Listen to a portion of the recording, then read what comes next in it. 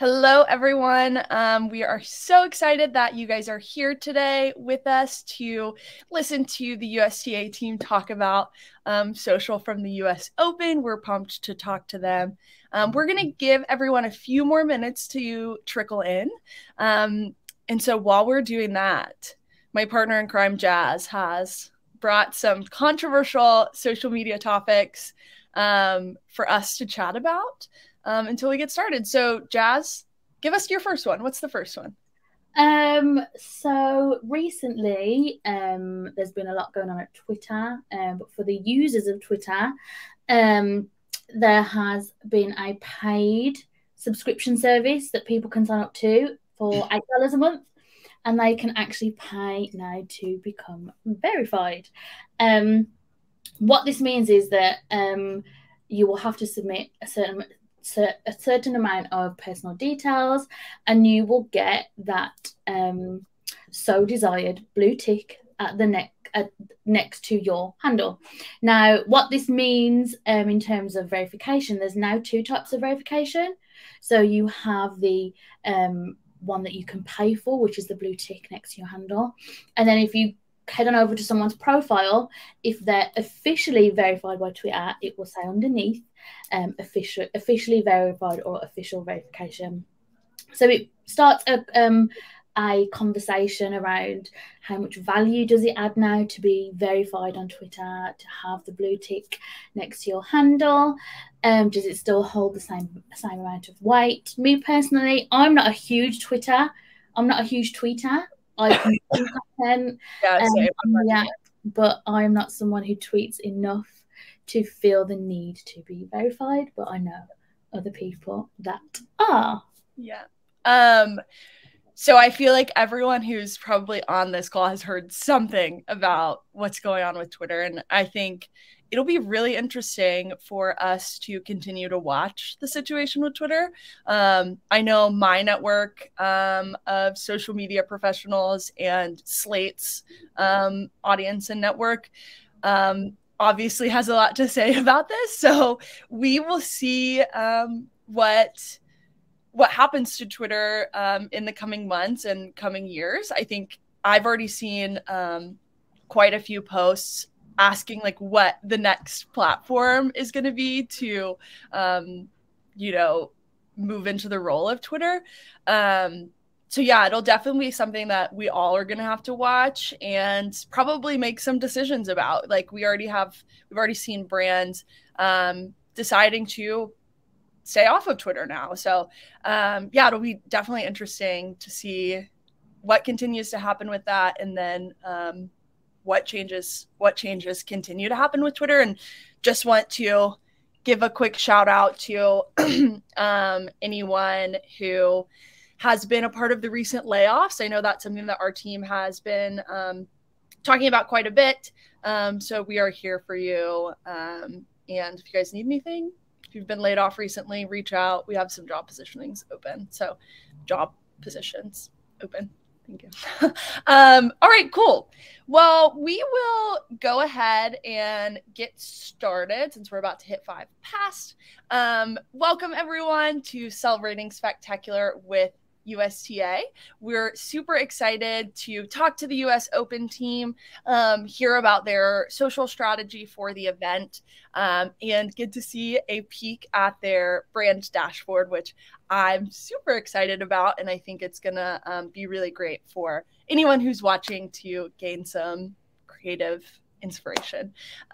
So with that, I will kick it over to Jazz to take our agenda. Well, first, let me introduce myself. Forgot about that part. Sorry. Hey, everyone. I am Bailey Hand. I am the marketing specialist here at Slate. So I work with our customers to highlight all of the great things that they're doing, and also to ensure that we are being a resource for our customers in a marketing sense. So Jazz, I will kick it over to you to intro yourself and then take us to the agenda. Perfect. I'm Jazz. I am social and content manager here at Slate. So if you can imagine anything social and content, that is my area. Alongside Bailey, we work very closely together. But yes, as Bailey said, welcome to our webinar. So on the agenda today, so we will have some introductions from our special guests. We will then go into a US Open content deep dive and look at some examples that support their content pillars. We'll look at some key highlights from their event. And then we will look at, this is my favourite bit, the USDA brand dashboard tour, where we will have a deep dive into their brand dashboard and discuss the strategy behind the content, the assets, the graphics that they created that helped them create amazing content and reach such an amazing milestone. And then we will finish off with a Q&A.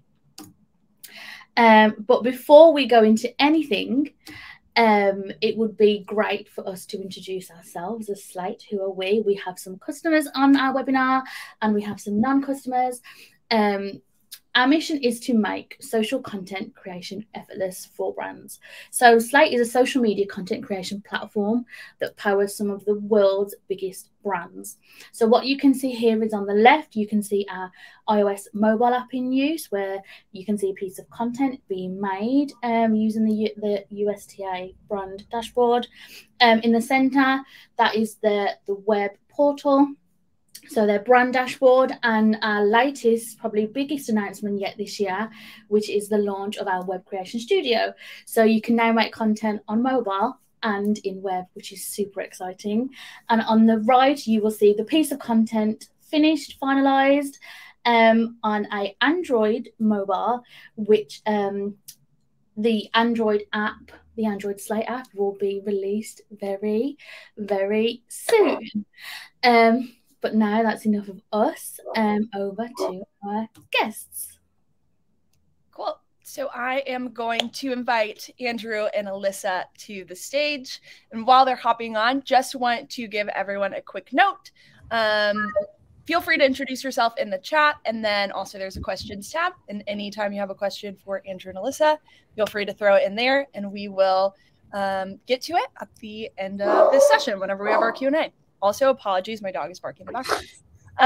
But Andrew, Alyssa, thank you guys so much for being here. First and foremost, we just are so pumped to hear about the US Open and the USTA Social Team. But I'm going to kick it over to you guys to just give a quick intro about yourself. Tell the audience who you are and what you do.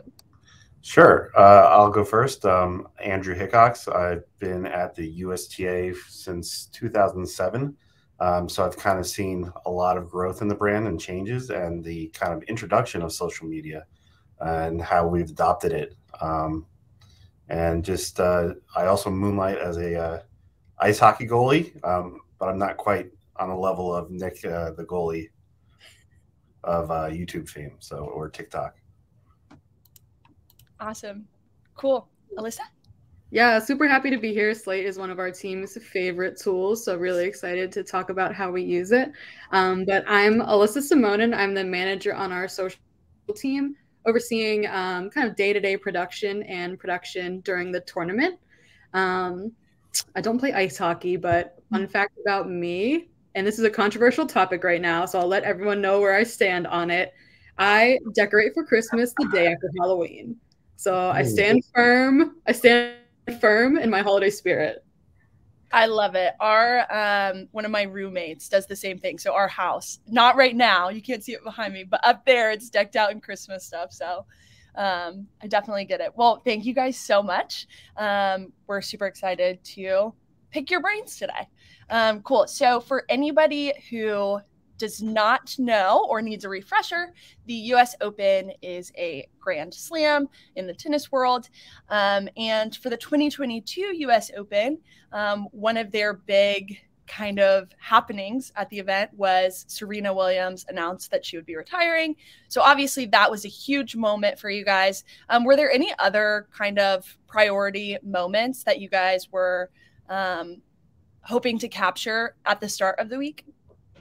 Yeah, sure. I can go first, Hickox. Well, being the last Grand Slam of the year, it really gives us a lot of great storylines that are building all tennis season long. So we have a bunch of young players that were emerging throughout the year, and then Nadal's slam race against the big three was also building. But the Serena news that came out a couple weeks before our event really kind of took over as the number one thing. But granted, we've had our Serena retirement content prepped for over a year at this point by the time the news actually broke. So we felt pretty good about it.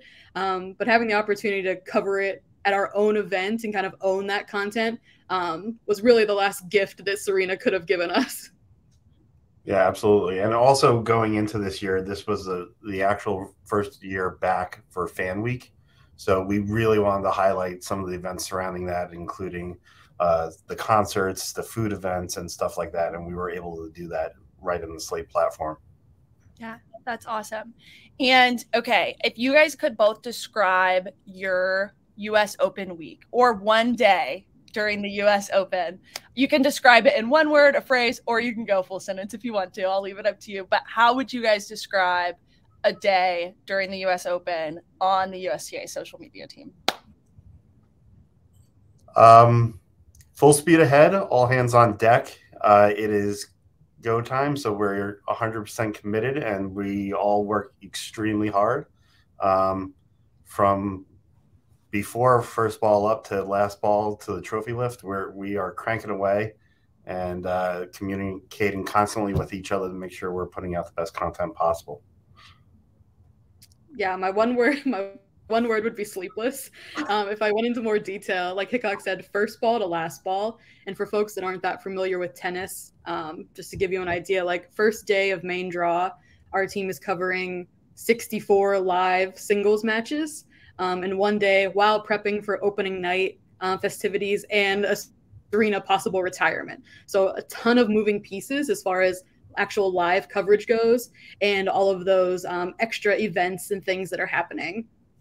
Yeah, the nature of tennis, that Serena moment could have come at any time, and we had to be ready for it. Right. Absolutely. Well, I'm sure that was a lot of strategy on your guys' part to make sure that you guys were there for that moment. Cool. Well, let's hop into a little bit of a deep dive into your content. I'm going to kick it over to Jazz. Great. So we know that with any big sporting event, teams will always establish their overall goals, and having key content pillars are ultimately the foundations that help you achieve that. So we're going to dive deeper into 3 key content pillars that the USTA team focused on, and see how some of the content they made in Slate directly helped them achieve their goals. So there were 3 key content pillars during the US Open, and the first one was to amplify creator content. So we know now that creators, which are also players as well, play such a big part when it comes to brand and event partnerships. So could you both give us some insight into your approach on how you plan to amplify content creators at the US Open? Yeah, sure. So I can go into the strategy of it, and then Hickox can take over how we made all these cool repost backgrounds for us. But like Jess said, we consider our players, our celebrities, and then our influencers at our event all creators, kind of showcasing their different elements of the experience. And we want to showcase all of those different layers of the experience at the US Open. So we use backgrounds like this to amplify all of their content. Because our players are great at making content about their practices and giving autographs to little kids, or even meeting up with other players. So we're amplifying that with branded frames. And then our celebrities who are coming out to see, other legends of the sport like Serena and Nadal playing, and them showcasing their experience from their seats is invaluable for us to showcase as well. So then we're amplifying our celebrities. And then finally, we really dove a lot further into influencers this year. And that program was run by one of our social producers, Gary Pasqualicchio, who might be on the call. Shout out, Gary. But he put together a team of creators that ranged from food raiders to TikTok rappers, Rubik's Cube artists, and like other New York sports area personalities. So we were collaborating with them on a lot of content, and then making sure that we were amplifying their content to our audience as well. Nice, nice. So would you say that this year is the first year where you've really gone all in on using creators as part of your content and influencers? I think they've been used at different levels in the past, but this year I think is the first time since at least I've been here that we've had a hard strategy on exactly how we can maximize our brand exposure and engagements on all of our content with creators. Nice. Okay, so Andrew, if you can give us a bit of insight in terms of the creative strategy behind the background reposts and the graphics and assets that you made. Yeah, it's basically it's trying to give the editor enough tools to be able to tell their stories of around the grounds and capture all those different moments that we have. And actually during the creation of the graphics, it happens quite organically. Like you'll see a photo of something and it'll just spur like, oh, we also need this for when fan week happens, and oh, the trophy lifts. And then it kind of happens like you want to just capture all those moments of in stadium, around the grounds, fan moments. We have a number of bars across the grounds that people loved happy hour at. So there's quite a number of different things that just spur creative thoughts, and we try and give all those tools to the editors. Yeah, nice. So in terms of, obviously, you amplify a lot of creator content. Do you guys have any approach towards, obviously there's loads of fans that attend. Do you guys have any approach towards like resharing any user generated content across your channels? Yeah, so lucky for us, there's so many well-known creators in like the tri-state area that come out to the Open. Some we know that are coming to the Open, and others it's just kind of a nice surprise when we see their handles in our DMs or see them tagging us. So we try to amplify their content as much as possible through our story as well, because not everybody is seeing all those different layers of the experience. So some folks might come and just hang out on the grounds and watch matches around the grounds. Other folks are just coming to the big time night matches and those kind of marquee events. So any way that we can show the experience from the user side, we're doing it as much as we can. Yeah, definitely. And I think nowadays the average person is a lot more savvy when it comes to creating content because of platforms like TikTok. Everyone's editing content on their phones. So I suppose it's a good opportunity to reshare some really good organic on the ground content made by fans. Okay, cool. So we'll go into our next one, which is kind of touches on that anyway. So highlighting the on the grounds experience. So for capturing content like this, what is your plan? Like, what does the structure of the team look like? I know you've already given us a bit of insight, but what is your plan to really share content of the atmosphere live at the event? Yeah, sure. I can go first. So our full-time social team consists of my director, Rashina Warren, who oversees like our page strategy and advertising and like other large-scale projects. While then I focus on our sponsorship content and like just overseeing our content planning. And then we have two full-time social producers, Andrew Robinson and Gary Pasqualicchio, who are split into shifts, day and night, just because we're covering such a long time of tennis every day. So then they can each get some sleep. And then we hire like an all-star squad of seasonal producers who all have experience across other either pro sports or leagues that we task with creating content and publishing onto our channels for us. But then this year we were able to make some additions to help cover this on the grounds experience more. So we hired a social videographer that was just working with our social team that we could send out at any moment's notice to go capture a moment with an influencer. Like Steph Bocic was our in-house trick shot guy that he would be on the grounds like doing trick shots with folks. So we would go have that filmed at like a random moment. Or if we saw that there was a celebrity in the stands watching one of our players, we would go and have him film that player reacting to the match. So I don't know if you guys saw or some folks on the webinar saw the Saquon Barkley reacting to Serena playing. So that wasn't captured by any planned camera. We sent our own camera out there, spotted Saquon in the stands and just like focused the camera on him for a little bit to get like a cool moment. So there was that hire that was really beneficial for us. And then the other piece was having someone managing our Instagram stories and kind of like on the grounds capture. So having that person that's able to, you know, get out from behind their computer and wander around and grab all of those random moments, like players signing autographs for kids, or Serena's family getting out of their car to go to her match, and even being inside the fans during the DNCE concert during Fan Week. All of that stuff that you can't have a planned camera for, but if someone's wandering around and we know something's happening at a certain time, then you can position someone to capture that stuff. So we had Nate Shanker was hired for that role this year, so shout out Nate. He did a great job of capturing all of those random moments, which is such great content, but you can't just have a planned camera to make sure that you capture it. You have to have that human resource there. Yeah, definitely. And then what would you say, what was the workflow like then in terms of people on the ground capturing the content to it obviously looking like this on your social channels? What did that look like, the workflow?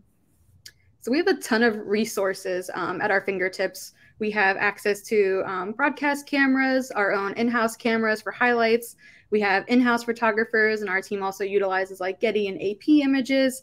But Nate was really our only on the grounds like social capture besides our videographer. The rest of our team's kind of strapped to our computers, like monitoring highlights and matches, as there's so many that are going on during the day.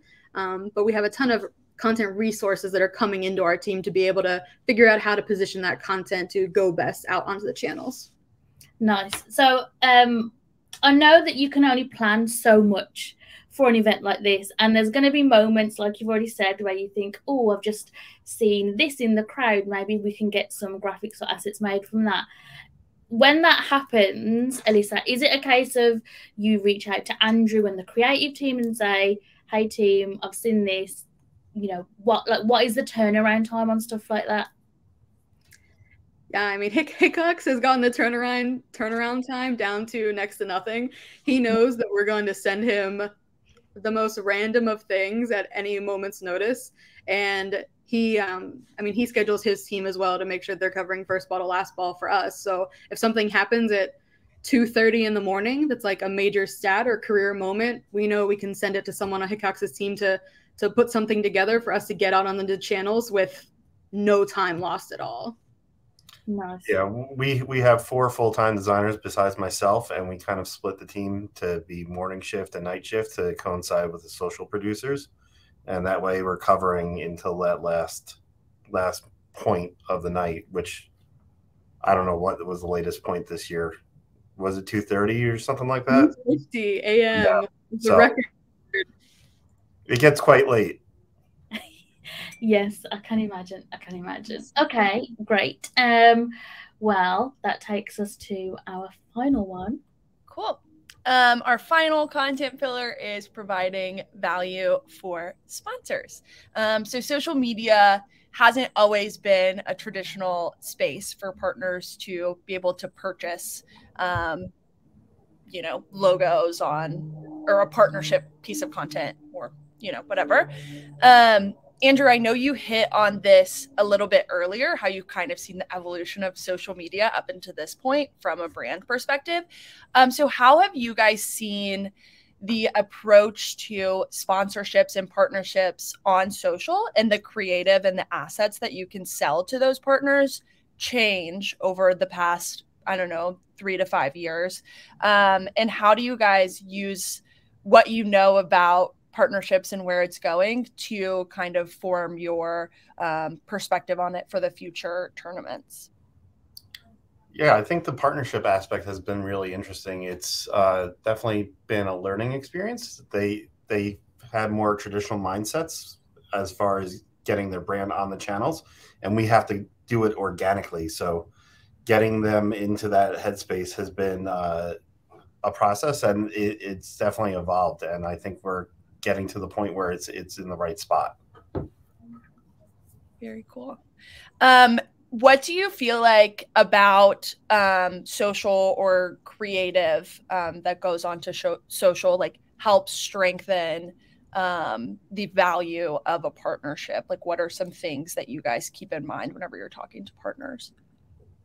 Yeah, I think, and especially like all of these slides that are up here for everyone to see, allowing our partner, allowing us to say yes to our partners more when they come to us with initiatives or something that they want us to support, and having a strategic solution that both makes sense for us and makes sense for them makes us feel great when we're allowed to say yes because we know it makes sense for us, but then they're feeling that love from our account and we're able to share something and amplify their content to our audience. Like these Grey Goose examples where, you know, that's their initiative, but we're able to position it in a way where it looks authentic to our brand still.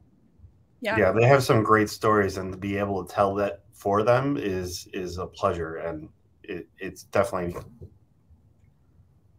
so. Yeah, awesome.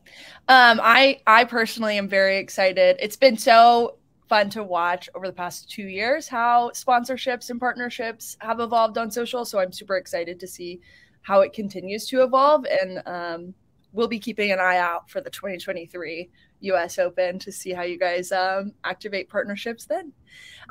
Cool. Well, one thing that we did want to include for the rest of the audience, the USDA team already knows this, but during the US Open, the team created over 600 pieces of content in Slate. So we're super excited to have such a wonderful partner. Obviously, we loved watching your guys' social channels throughout, and we're so thankful that you guys use us as a partner and as a tool to help you do pretty amazing things. So, yeah, Jazz, I'll kick it over to you. Sure. Before we move on, if I can just ask you guys if you could give one tip to other content teams trying to hit this level of output, because we know that there's always a lot of pressure for social teams, creative teams to create a bunch of content across multiple platforms in different dimensions. Like what tip would you give someone for them to try and reach such a milestone? I know I hear the mantra a lot in the social space of folks saying like quality over quantity, but it's tough when you're a once a year event. You really have to push as much as you physically can. So we lean into a large quantity of that quality content. So we figure if our fans are engaging with a certain type of piece of content, let's just give them more of what they're engaging with. So we really try to just lean in on everything that's working well and make more of it and try to diversify our content as much as we can, because someone might engage with a graphic regularly or they might engage with a reel regularly. So let's give them both. Let's give our users the option. Yeah, it takes a lot of planning and a lot of trust with the team. So building a great team that has great performers on it is really the key to that. Definitely. And I think in terms of content and capturing content, let's be honest, having really good creative can really help solidify like an average piece of content, an average image, an average video. So having really strong branding that you can easily add on to that is super helpful. Okay, fantastic. So how did it actually turn out? How did the US Open turn out? And what were the results? Well, if you didn't get to catch the content, we gave you a snippet in this deck.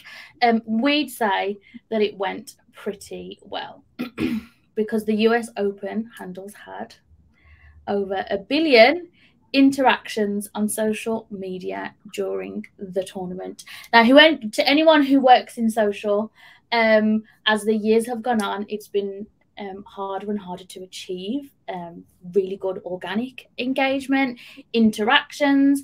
So to have achieved this, it is amazing. So I've just got a few questions on this. So how does this compare to the previous events that you've had? Is this like the first time that you've reached this milestone? Have you done it before? How does it compare? Yeah, I mean, last year, the 2021 US Open, we thought we had kind of topped out because we had a record-breaking year. We were like, oh, like this is probably our max with like what we can create. But we tasked the team with doing more this year, and I think we really utilized the tools that the platforms give us to try to amplify our content more.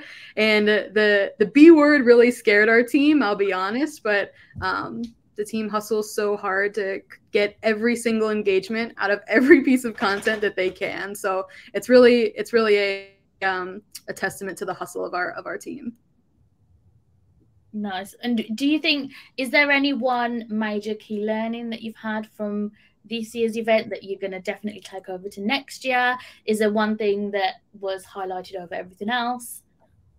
Yeah, for us, reels and collabs was the biggest area this year. We leaned into it as much as we could. We both put highlights out in carousel format, but then every single exceptional highlight we put out as a reel.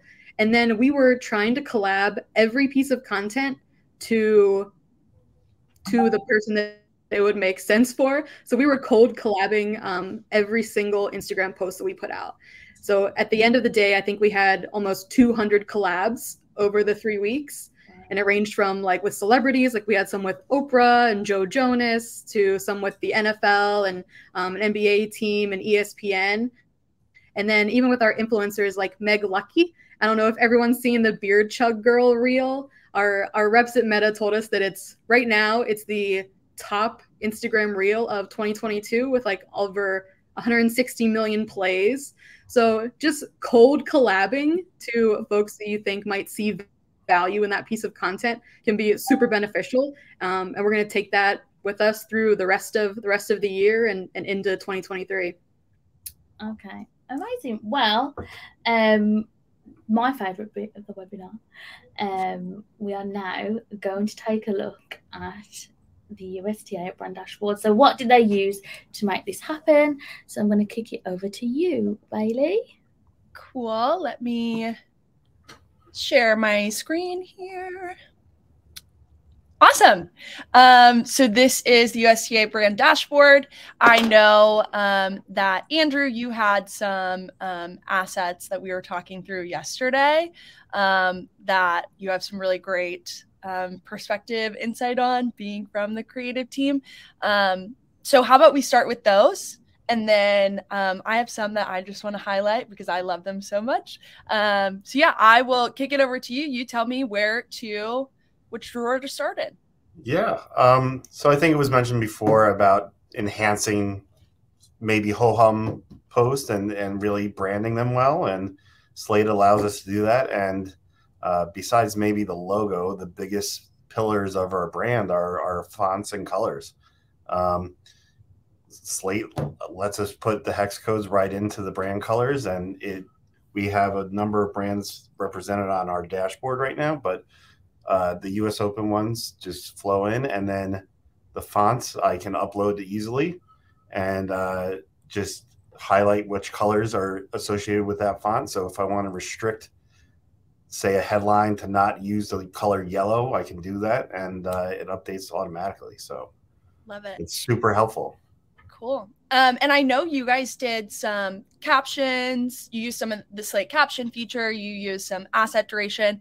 Can you just speak to how having these fonts impacted your ability to create that sort of content versus maybe just like a native font in Instagram? Yeah, so our team is pulling like on-court pressers or press room moments with our players. So a lot of cool Serena moments came out about her last moments playing. So just being able to pull those and get them up and posted as quickly as possible, captioned accurately, but branded, because we knew those videos were going to be ripped across Instagram all day long. So having our brand across them just helped us, have ownership over them and knowing where they were going, but having people see that they came from the US Open account. Yeah. Plus also just the repetition of showing the brand's voice in the colors and the fonts helps reinforce everything that we do. Yeah, absolutely. I know that's one thing that our CS team tries to hammer as a best practice is like owning that moment. So whether or not it is you put a watermark on or with the NFL, for example, they do reels with just their font and color and people can recognize those and those get reshared and they're owned by the NFL. And so I think that's a huge piece of it. And I'm super, super glad you guys prioritize that because I think it's really important for kind of the age of social media that we're living in. Cool. Do you guys want to talk a little bit about your repost backgrounds here? I know we had talked about the flavors of the open one yesterday, Andrew. I'm not sure if you want to hop in on this one. Yeah, sure. So Flavors of the Open was an event in Fan Week. It was basically a tasting event. So attendees could walk around Arthur Ashe Stadium and sample some of the food that is served throughout the 2-week tournament. So what we wanted to do was highlight the chefs were appearing at their respective stations. So just having that branding also associate with the signage on site was super helpful and really drove home the association between the two, between the social channels and the actual event. Yeah, absolutely.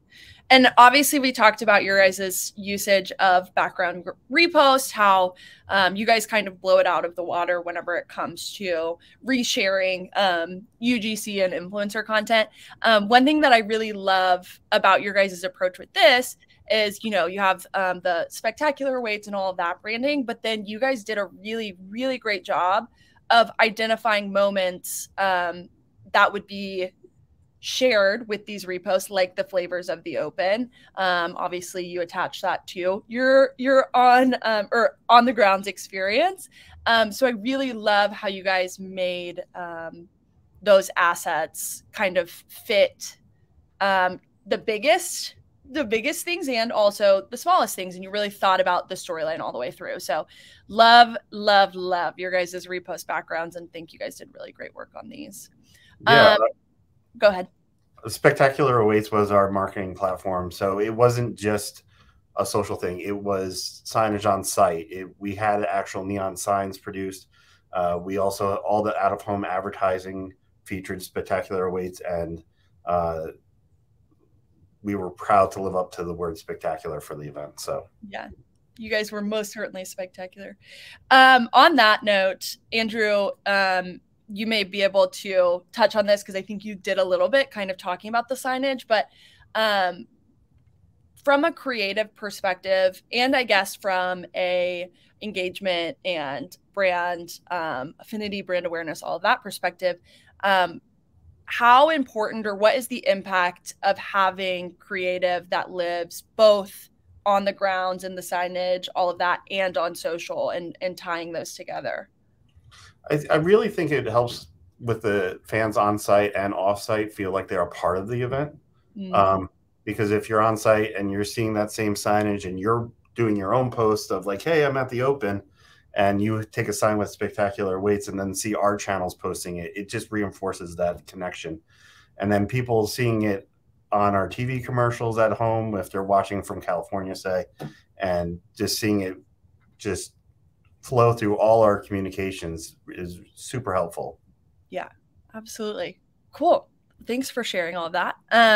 I want to ask about a specific filter, and that is this broadcast bumper, because it's my favorite. You guys had a lot that looked somewhat similar during 2021, different style of creative, but I want to hear about your guys' thought process behind this creative and the tie-in to New York, and how you kind of carried that from like the Spectacular Awaits and connected it to like the New York kind of inspiration that you guys draw. Sure. That specific artwork we work on, we're actually currently working on the artwork for next year. We hire a illustrator every year. We go out to a few and ask for comps, and we go with the brief for the year of what the theme is. And this one, we really were able to tie it back for the first time ever into the neon that we were doing with Spectacular Weights and tie it all together. And the illustrator did a great job and knocked it out of the park, I think. And it appears on our programs, our official posters. On the back wall, we have LED back wall, so you'll see the artwork animated. And this we just made a bumper for the team to use for the social producers. So just that tie-in with New York as well is super important. Our fans, we have international and tri-state area fans, so that New York setting really hits home with them. So the addition of the icons of the Chrysler Building and the Statue of Liberty are super important. Yeah, absolutely. And it's such an iconic, these are such iconic images, I think, not just for anyone in the US, but also abroad. So super cool to see how you guys use that as inspiration to kind of bring in your audience. Cool. The last thing I would love to talk about are these player head graphics. I love them. I think they're awesome. I know we had showed earlier a piece of content with Venus and Serena, and they both had their player cutouts on the media, but would love to hear the backstory of these, their purpose, and how you guys use them during the Open. Yeah, I think I'm trying to remember the first ones we did, Alyssa. I think it was back in 2019. We started using these as an easy way to tell a quick story and have fun with it. And we use these in other graphics as well. And we kind of place Easter eggs. It allows us to put Easter eggs in there of like how many trophies they have, or put them in funny situations. But one of our great designers does these illustrations for us. And it allows, if we're doing a repost or something like that, I think there was a Nadal one before of a video where you might not always be able to see his face. We can add this kind of graphic to it to make it instantly recognizable of who you're watching if you miss the first few seconds of the clip, and then just reiterate who it is and keep it in a light, fun setting. Yeah, I think that's awesome. And I think it definitely does that. Whenever I was clicking through your stories during the Open, maybe I didn't know exactly who was competing, but I saw Serena's head and I said, oh, I know who this highlight is of. So I definitely from my perspective, think it accomplished what you guys set out to accomplish. So cool. Anything else that you want to hit on in the brand portal before we jump to a Q&A with the audience? I just think that in the graphics, just having the ability to do some of those animated stickers, like with the neon and lighting up and doing sequential, it was just fun. Or the bouncing ball, or being able to support our different fan week initiatives just with that, and giving those tools to the editors to kind of play with. Yeah, absolutely. I am a sucker for a strong CTA on social content. So I remember when you guys uploaded this, I think I sent it in our customer success channel and I was like, I'm obsessed with this. We have to share it with everyone. So I love this one. But cool. Well, thank you guys so much for letting us take a peek around. We will now hop to the questions tab and throw some up for the audience. So it looks like there is one from Gozi. How is the creative team able to capture the event across multiple courts? And I'm going to throw this up so you guys can see it. And then there's a couple. It's a 3-part question, so we can go in order there. So how is it created? Yeah, the first one. So how is the creative team able to capture the event across multiple courts during the Open? So we have 2 or 3 designers on at a time. So and then while those courts are going on, the graphics are being mostly produced in Slate. So, or we have scorecards going up. Those are handled mostly by the producers. The designers are really there to fill in those holes if there's something that new that comes up that we can add to Slate, or if we have something that needs to be totally bespoke and do like a milestone. So that's how we're able to, like, there's no way the creative team would be able to do each and every court. Like, right. That's why we prepare and put it into Slate and make that tool available, because we want to stay on brand. We want to tell our story. And the fastest way to do that is with those assets. So awesome. Cool. I think, yeah, go ahead, Alyssa. I was just going to say it's all in the prep work and then prioritizing, right? So if we're watching matches and our team knows stats are going to happen on potentially, 3 out of these 4 matches, as soon as they or before they happen, we'll let Hickox and his team know, and they'll have it prepped. If it happens, then we'll have it ready to roll out in the instant that it happens. So our hope is always that there is zero lag time between a milestone or a stat happening and us getting the content out onto the channels. If there is lag time, it might have caught us by surprise, but that rarely happens. Love it. So it's just like that being proactive and communication is what it sounds like to me. Yeah. Cool. I believe you guys did answer the middle question there about additional temp staff. Shout out to Nathan. Is that who it is? I think he's in the chat. Yeah, we hire a bunch of seasonals for social production, and then Hickox hires seasonals as well, just to help out for that heavier lift during tournament, just because there's so much going on. Yeah, we also hire 2 additional designers as well. So awesome. Cool. We will move on to the next question here from Gabrielle. So for highlights, do you have video editors clipping moments, cropping to 9:16, and keyframing before bringing into Slate, or is that all possible in the tool? What is your guys' workflow? And then I can fill in from a Slate perspective. Yeah, so our workflow, we utilize a platform called WSC. A lot of sports teams utilize it to kind of categorize their highlights. So we are publishing from WSC, but for verticals, we are downloading and then having video editors track and size up those points for us. And then they're giving us the raw point that we can then bring into Slate to then use the branding on before uploading. So we're not tracking inside of Slate. I'm not sure if it has that capability, but we're having video editors do it on the back end and then just give us the raw that is already tracked. Yeah, awesome.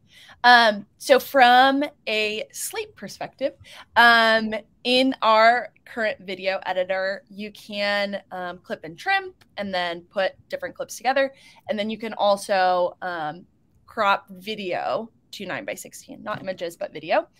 We don't currently support keyframing, but are looking into different integrations with tools like WSC and looking into keyframing ourselves from the product perspective. So not something that's currently possible, but we are looking into it. And obviously we know that a ton of our teams are looking for a tool or already have a tool like WSC that they use for keyframing. So hope that helps to answer your question. Cool. Got another question from Will. Jazz, do you want to take this one? Yeah. So Will has asked, what was your balance between on-court action, for example, results highlights, and the overall event experience? What were the most engaged posts, showing the tennis or everything else around it? So how did you try and get that fine balance between all the different types of content that you wanted to share? Yeah, sure. So it's really, just capturing all of the opportunities. So as really interesting matches happen, as stats happen, we are pushing everything out. I don't know if we're thinking in the moment to make sure we have a balance. We are just pushing out every interesting piece of content that comes our way and then kind of seeing, how it performs.